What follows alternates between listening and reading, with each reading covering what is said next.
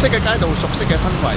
歡迎收睇獨遊軌跡。2026年5月再次遠道由倫敦嚟到曼谷旅遊，希望今次影片帶俾一個更加有內容嘅曼谷之旅。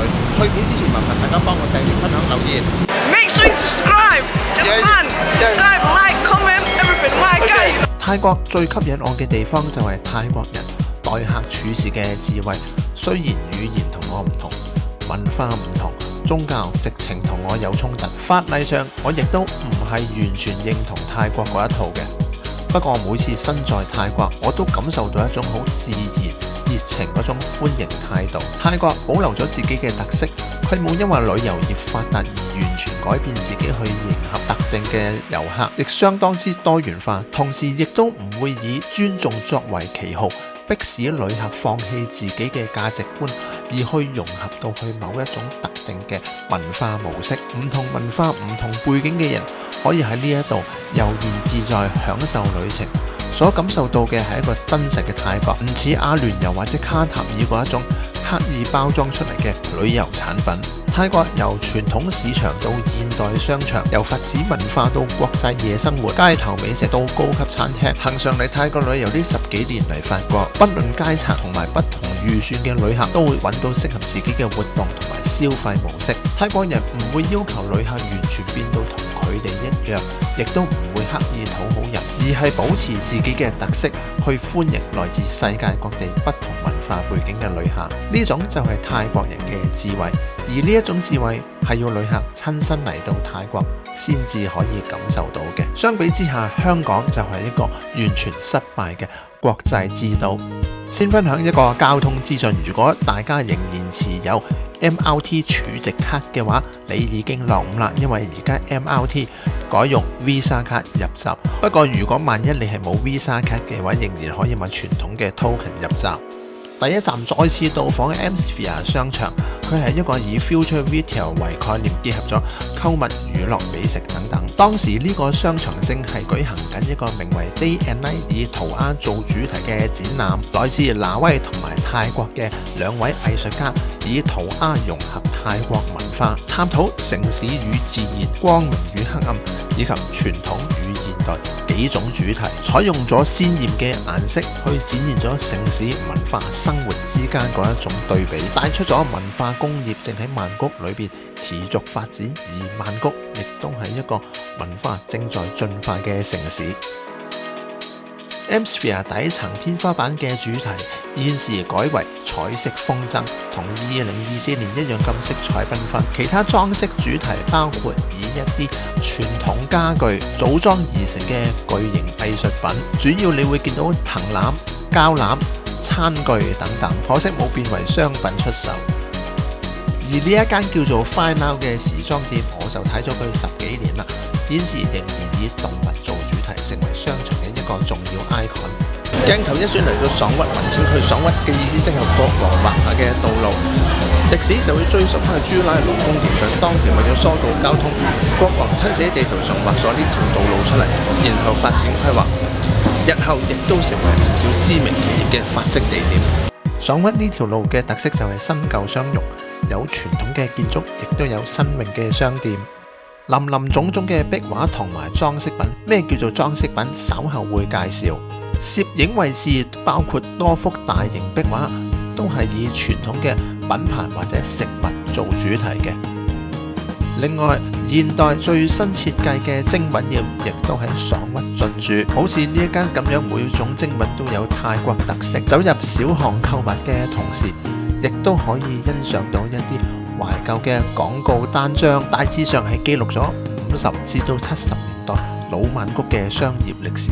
跟住就到講裝飾品啦，差唔多每一間商店都用現代嘅設計去編印一啲單張，然後張貼喺自己嘅鋪面作為裝飾品。而且單張唔係千篇一律，而係每一張都有特定嘅角色，成為爽屈路另外一個打卡位。鋪面設計方面，我就最中意呢一間以泰國圖案做主題嘅時裝店。爽屈路其實係有漢字嘅，佢叫做南越路，眼前就有一個收費嘅玩意，都幾有趣嘅。之前提及過爽屈路係朱拉隆功年代開發出嚟嘅道路，而當時亦都係廣受傳媒喺報章上邊嘅報導。呢個玩意就係即場同旅客影相，然後將相片打印落一張仿製懷舊報章上面。再次走入充滿懷舊裝潢氣氛嘅區域，呢個地點叫做蘇。牆上嘅壁畫介紹咗中文字蘇背後嗰個意思。雖然懷舊，不過佢嘅底層其實係食肆區，而第二層就係一啲時裝店，仲可以試下操作呢一啲懷舊電梯。為咗配合新後呢個環境呢，我係叫咗黃牛吉。呢個叫做蘇嘅地方嘅懷舊區隔離，亦都連接住一個充滿住活化工廈色彩嘅平台，可以吹海風，亦都可以欣賞到曼谷嘅河景。旅客可以喺兩個地方自由遊走，而我就當然係買一罐飲品，享受兩種環境嘅風味。啱啱離開咗爽屈路文青區嘅部分，而家身在佢嘅尾段交界處。咁呢個地方呢，雖然唔係旅遊區，但係十分之有意思。佢叫做正大莊，就係泰國知名企業正大集團起家嘅地方。正所謂去呢個地方，有啲人中意了解佢嘅歷史、宗教文化等等，但係我就覺得了解佢嘅企業歷史更加係有意思嘅。雖然今時今日喺正大莊呢個地方已經完全見唔到正大集團嘅任何痕跡，但係仍有唔少老牌嘅華人企業代表咗當年華人嚟到曼谷嘅創業奮鬥史。正大集團由中國潮汕謝氏兩兄弟創立，20年代嚟到曼谷經營種子店，專門喺中國進口蔬菜種子。由於品質穩定，好快喺泰國嘅農業界建立咗口碑同埋名聲。業務其後擴展到食物加工同埋飼料等等，而佢嘅第二代領導人亦都係登上泰國首富之位。嚟到今時今日，業務範圍已經覆蓋到71便利店、Lotus 超市同埋 True 電話網絡，亦即係話正大集團係照顧緊泰國每一個人嘅起居飲食。下一站嚟到朱拉隆功夜市，不過呢個並非官方嘅名，只係華文媒體對佢嘅稱呼。佢其實叫做班塔通路，以往主要係賣汽車零件同埋五金器具嘅，到2010年左右先至開始活化成為今日嘅潮流集中地。由於佢喺朱拉隆功大學附近，所以一般華文媒體以朱拉隆功夜市命名。難得今時今日曼谷仲有網吧，我都非常之懷念以往喺銅鑼灣嘅 Cyberland 同一大班朋友坐埋一齊打 Rainbow Six 嘅日子。呢隻貓幾有靈性，一邊爬樹都仲識望鏡頭。跟住介紹一間我冇食過叫做 Sunet 嘅餐廳，主要係賣夏拉漢堡包，即係穆斯林都可以食用嘅肉類咁解。呢間嘢咧寫住 Low Eastview Tours， 咁咧係 racist 嚟嘅。跟住我瀏覽翻呢間餐廳嘅官方 Facebook， 確實係有呢一個 Lotus 喺度，而且員工亦都企埋去同佢合照，證實咗呢一個係餐廳嘅立場，並非個別員工惡作劇貼上去嘅。有關嘅事件我已經向泰國旅遊局同埋泰國旅遊警察舉報，指呢間餐廳公開種族歧視，引致旅客不安，以及有損泰國聲譽。而呢間餐廳對我嘅回應係非常之帶有美國色彩，更加係用咗高 and die 嘅字眼，亦即係帶有威脅性嘅。朱拉隆功夜市另外一個特色就係呢啲半露天嘅食肆，由騎樓下至到延伸到路邊嘅餐桌都係坐滿食客，亦都吸引到大量嘅年輕遊客同埋本地人喺呢度聚集。食肆旁邊亦都有不同種類嘅攤販售賣各式其式嘅小食。不論係露天食肆或者攤販，相信朱拉隆功夜市都可以俾旅客一個非常之飽滿嘅晚上。攤販裏邊我自己就最中意呢間脆皮牛油卷，包裝精緻，有自己嘅 character， 而且牛油香濃烈，店主更加可以讓食客睇到佢嘅製作過程。另外不得不提嘅就係呢間食肆嘅 logo 成為最熱門嘅打卡位，如果想同佢影相就要預先搶佔有利位置啦。董姓之後第一次踏足泰國就係2009年，行程裏邊其中一日留喺曼谷，從此就愛上咗佢。之後到2010年4月，諗住一個人再嚟曼谷玩翻幾日，啱啱就遇上近代嘅一次歷史事件，就係支持他信嘅紅衫軍就喺後邊呢個叫做 Central Rail 十字路口邊集結，想迫使當時嘅總理阿希實落台。成個集結持續咗差唔多成2個月，泰國亦都係發出咗緊急狀態令，而我呢，就咁好彩就揀咗呢一區嘅其中一間酒店落㗎，但係呢一區嘅交通呢，幾乎係全面癱瘓嘅，出入都要搭的士，但當時係冇 Grab 嘅嚇。最後導致到大規模嘅軍民衝突，火燒Central Rail，即係後面呢一個部分。嗰次亦都係成為我近年旅遊印象最深刻嘅日子。當年入住嘅就係 Central Rail 對面呢座阿羅瑪酒店。經由前邊嘅綠色橋至到而家畫面見到所有馬路嘅位置，都係當年紅衫軍集會同埋封鎖咗嘅地方。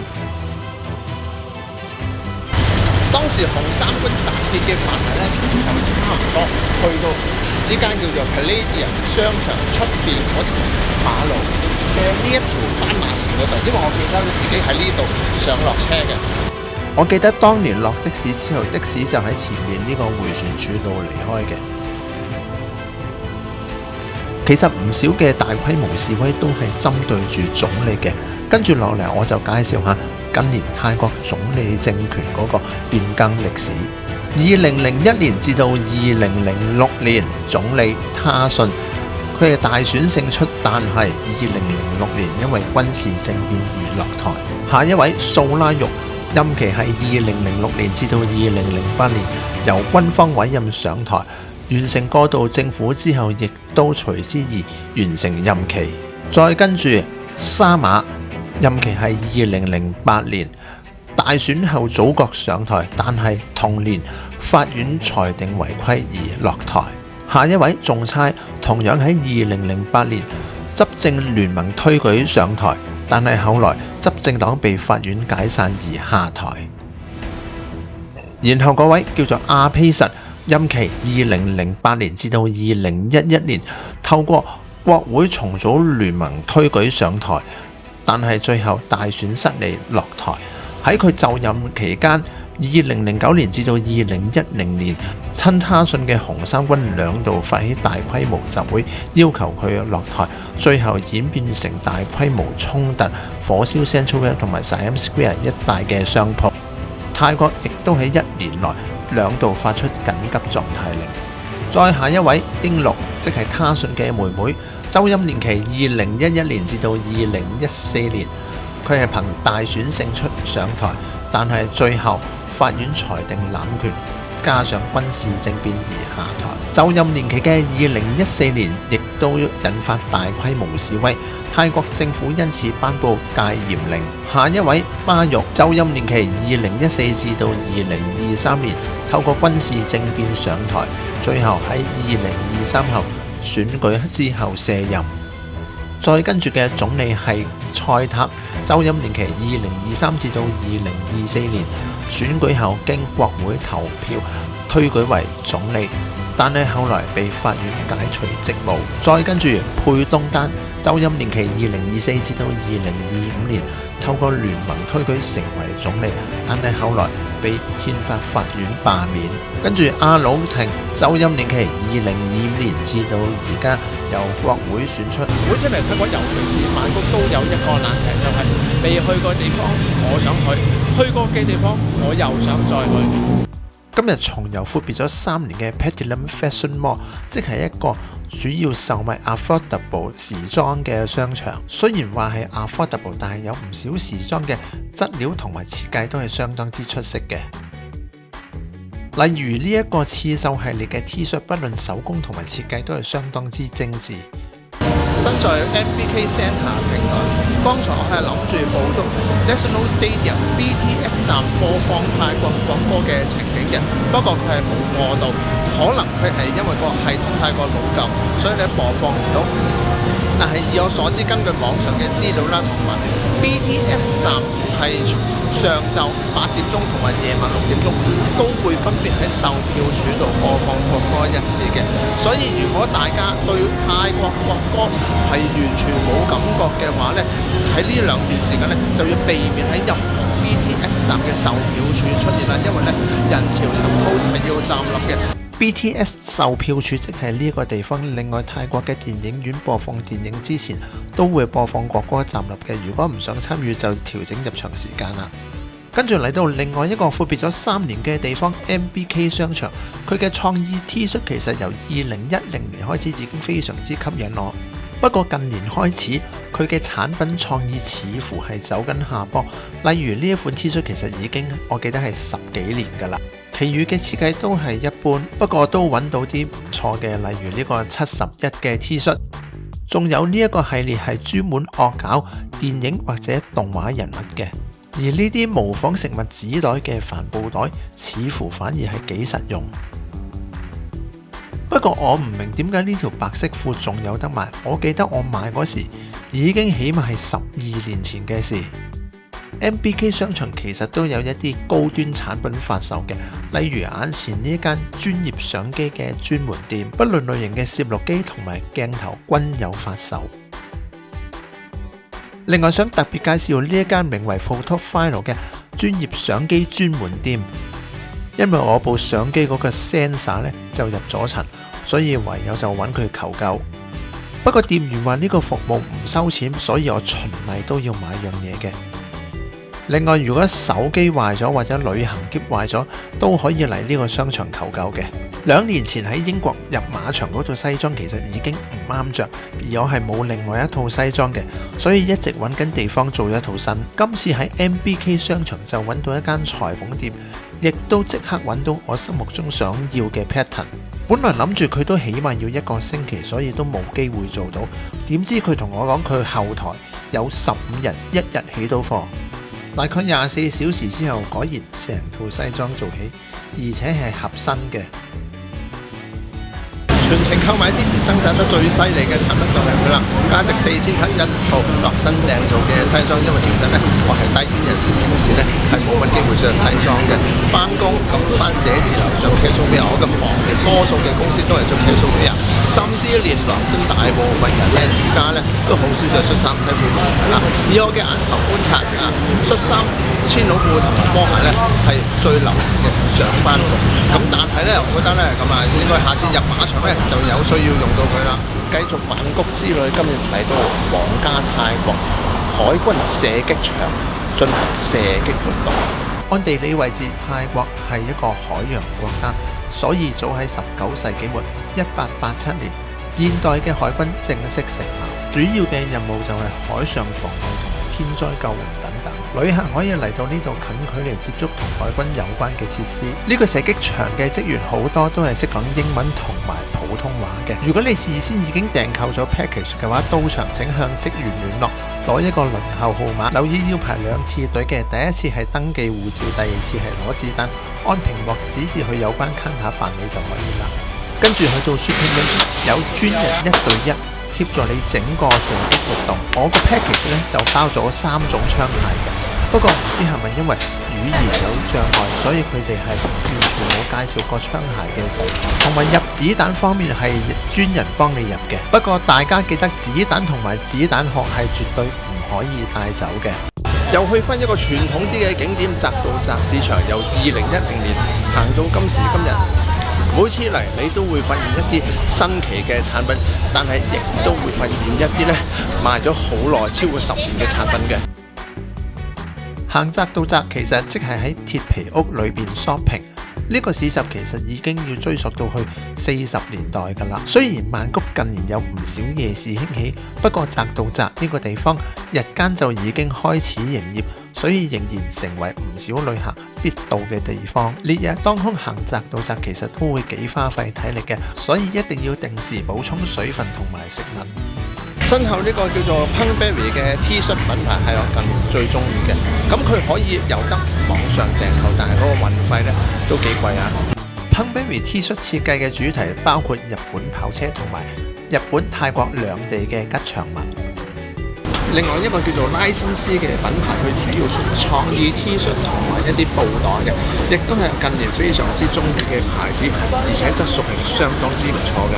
佢嘅產品設計主要圍繞住人像、動物、食物、泰國交通工具，而且仲有農曆新年特別品可以上網訂購嘅。去咗日本10幾次，我都係未去過富士山嘅。同樣嚟咗泰國10幾次，我都係未去過鄭王廟，直至今日先係我第一次嚟。如果大家想喺遠距離影鄭王廟嘅話，請記住呢一條名為孔雀門嘅小巷，兩側有唔少商販售賣飲品同埋零食，行到尾就會見到一個涼亭。我自己認為呢個地方嘅景觀係最靚嘅。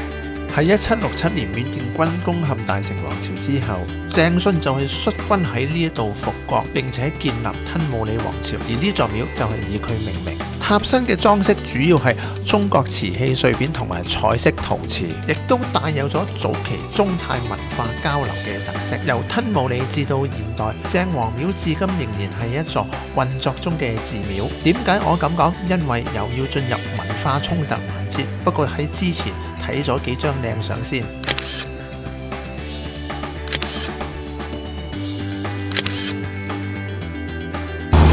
由於我係不會進入任何宗教場所嘅，所以今日堂完之後亦都不打算踏入鄭王廟，留喺對面觀光就成為我嘅最佳選擇。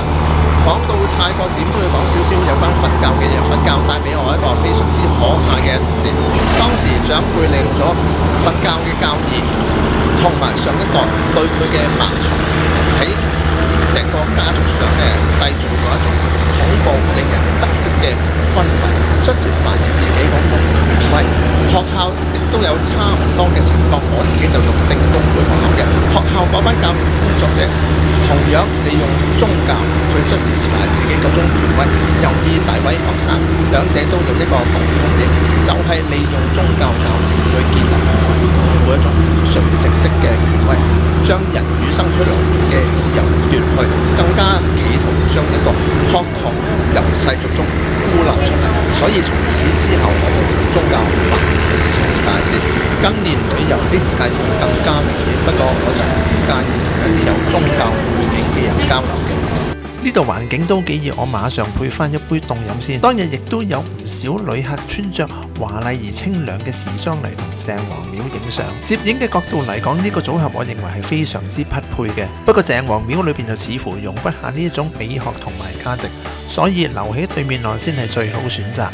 我所講嘅運作中嘅宗教場所，顧名思義就係現時仍然有宗教活動喺度進行緊，亦都係有宗教嘅禮教嘅。咁乜嘢係例外呢？譬如你係一個遺跡啦，或者你係有人去 book 咗一個宗教場所做私人活動，例如婚禮啊、大食會等等，我無需要 endorse 任何宗教教條都可以入到去嘅。咁嗰啲情況下呢，我就會選擇入去，亦都係一個例外嘅情況。不過我又想問下大家網友，大城府嘅寺廟係咪遺跡呢？因為以前我就做過一啲資料搜集，應該就係遺跡嚟嘅。但係我又記得我2023年入嗰時又有人喺度拜緊神喎。麻煩大家有資料嘅留言話我聽。身在曼谷嘅唐人街屈指一算，差唔多有9年冇嚟過啦。今日呢，就專登嚟呢度食魚翅嘅。現今嘅唐人街滿佈食肆金鋪，係旅客嚟曼谷其中一個重要景點。街邊亦都有唔少攤販售賣街頭美食。現時霓虹燈招牌交織下嘅街道，見證咗喺19世紀末開始大量嚟自潮州、福建同埋海南嘅華人移居曼谷，繼而幾代人都一直喺泰國發展嘅歷史。鏡頭一轉又去翻 shopping mall， 因為今次見到有唔少我認為都別出心裁嘅 display 同埋產品，就好似眼前呢間運動公司嘅世界盃主題 display， 仲有壽司郎聯成 Uniqlo 嘅 T 恤，佢係即場用針織機織俾你嘅。仲有 WP Energy 美食街嘅一啲裝飾擺設。除咗行商場之外，亦都行去四面佛一帶感受下現時嘅氣氛。2026年，正當 AI 同埋有關科技被廣泛討論嘅年代，仍然有大批嘅信眾喺度跪低拜神。我自己就希望美國盡快將外星人嘅資料解密，一解人類數千年嚟信仰之謎。有時去神社拜神攞一個好意頭，其實都好合理嘅。不過如果信眾要跪埋喺度嘅話，我就覺得大感不惑啦。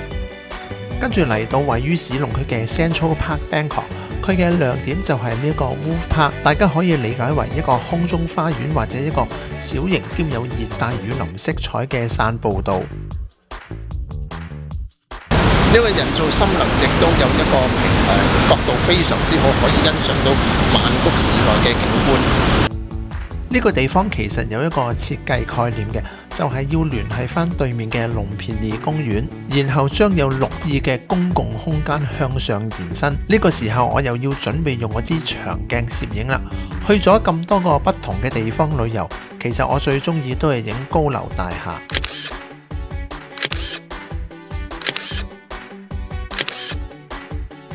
再介紹埋位於史隆區嘅泰日橋，佢喺1992年落成，同年亦都係泰日建交150週年，代表兩國長期友好關係。鏡頭再一轉嚟到拉差單能拳擊場，佢已經係一座歷史悠久，由1945年開始舉行泰拳比賽至到今日。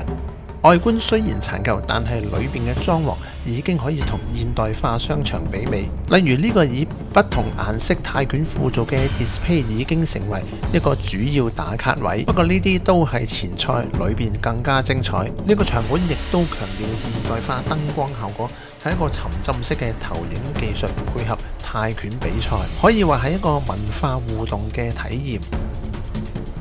成個旅程其中一個重點項目就係嚟到呢個咁現代化嘅 stadium 睇泰拳比賽。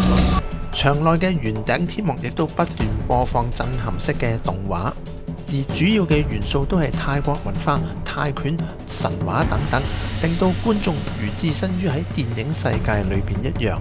除咗有泰國文化之外，整個場館嗰個氣氛設計其實相當之美式，就好似美國嘅體育賽事一樣。主持人亦都刻意用咗一啲美式嘅英文去製造氣氛，有啲觀眾亦都即興起身跳舞。跟住有一樣嘢要留意，就係比賽開始之前嘅10分鐘度，場館係會播放泰國國歌嘅。如果唔想參與呢，就準備離席啦。啱啱呢個場館內就播國歌，咁我側邊呢就梗係去廁所啦。場館有一個小賣部嘅，如果離席嗰時可以選擇嚟到呢度或者洗手間，當然順手幫襯買翻杯啤酒啦。比賽開始，我又要準備我支遠攝鏡啦。場內係可以攝影，不過就唔可以用閃光燈。泰拳嘅起源要追溯翻去暹羅時代，當時嘅士兵為咗抵禦外敵，除咗學習使用武器之外，仲要學習徒手搏擊。泰國所面對過最大規模嘅戰役就係大成王朝面對緬甸軍一連串嘅入侵，而對現代世界，泰拳亦都被認為係最實用嘅武術之一。比賽方面既有制度，亦都有明確嘅規則，可以用拳腳膝踭作為攻擊。泰拳比賽有一種獨特嘅技術叫做前抱 clinch， 利用膝部作為攻擊，破壞對方平衡。呢種技術喺其他拳擊比賽裏邊係冇嘅，所以成為泰拳比賽特色之一。比賽一般分5個回合，每個回合3分鐘，中場休息2分鐘。計分方面，評判以整體優勢同埋攻擊嘅有效度給予不同嘅分數，高分者獲勝。